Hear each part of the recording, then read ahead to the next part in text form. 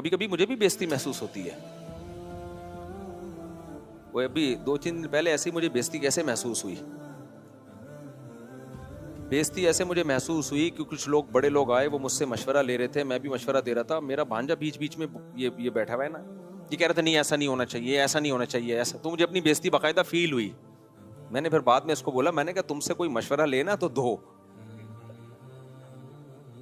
جب نہیں لے اور پھر دو نا تو مجھے لگتا ہے کہ مجھے اپنی بےزتی فیل ہو.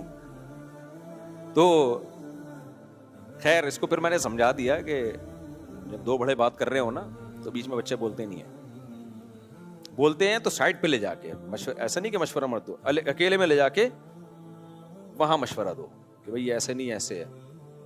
اچھا خیر, تو گھر میں بھی بعض دفعہ فیل ہوتی ہے مجھے بےزتی, حقیقت ہے.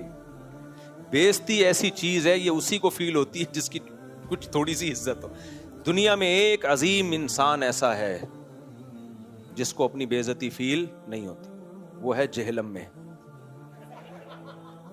ایک ایسی عظیم شخصیت ہے, مولانا عمران صفدر صاحب نے پوری کتاب لکھی جا سکتی ہے اتنی موٹی مرزا کے تضادات پر.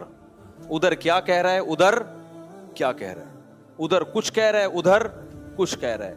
اتنے متضاد دعوے, انہوں نے پورا چینل بنا کے ایک ایک چیز کو ہائی لائٹ کر دیا, اور اتنے بڑے بڑے بلنڈر.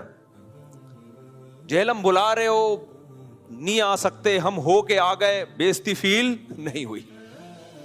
مفتی حنیف قریشی چلے گئے, بےزتی فیل نہیں ہوئی. اور مولانا عمران صفدر صاحب نے پورا وہ بنا کے نا, آپ ذرا ان کے چینل کو سبسکرائب تو کریں, سنیں تو صحیح, آپ کو پتا چلے گا اس بندے نے کتنے تمیز کے دائرے میں رہ کے کتنا شاندار کام کیا ہے.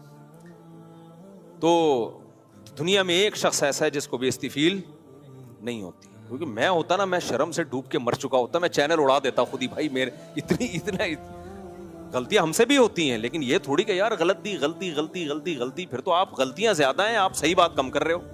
خیر کہاں کدھر آ گئے یار ہم. تو وہ اتفاق سے مجھے جب بھی بےزتی کا لفظ ہوتا ہے نا تو مجھے یاد آ جاتا. تو میں بھی گھر میں کبھی کبھی بے عزتی فیل کرتا ہوں.